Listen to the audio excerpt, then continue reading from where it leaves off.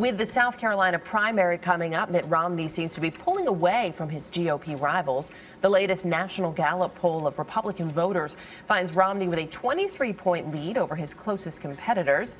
So they took shots at Romney during last night's debate. As often happens with the frontrunner, Newt Gingrich questioned Romney's role in a series of corporate takeovers.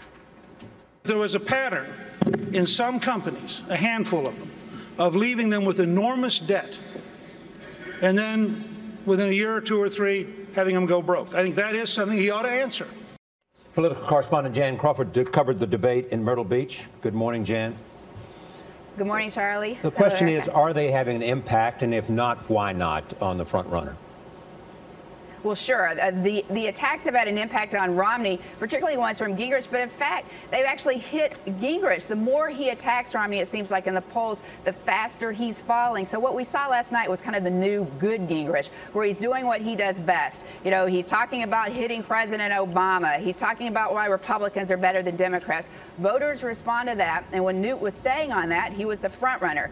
So, yes, these attacks are having an effect. They're just hurting Gingrich and seem to be helping Romney. But it's not that close. Those national polls are somewhat misleading when you look to somewhere like South Carolina. The race is closer than that here in South Carolina.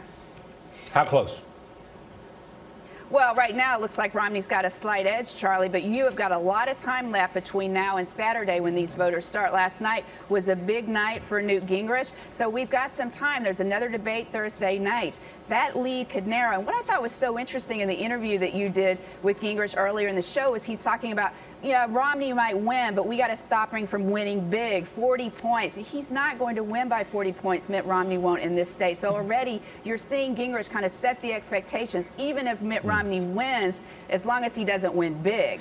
Jan, Charlie asked Newt Gingrich about these attacks on one another and whether or not it could weaken the eventual nominee. Let's listen to what he had to say. Barack Obama is going to have $1 billion, the power of the White House, and the advantage of most support from the elite media. Whoever we nominate had better be able to stand there and win the debate on stage, because they're not going to be able to raise the kind of money Obama's going to have. Obama will be plenty tough no matter who we nominate. So is the thinking right now that, in fact, these attacks could help prepare the field for President Obama? Well, that's what other people are saying who are trying to defend Mitt Romney, and that's what they always say when you see these guys going at it. I mean, think about Hillary Clinton and Barack Obama in the Democratic primary. This process is set up this way, and it works. Yes, it's hurting right now. It's you know, not that pleasant for Romney to be going through, but Gingrich is right. He's going to be facing these attacks with Barack Obama and all of that force of his machine if he is the nominee. So better to get it out now.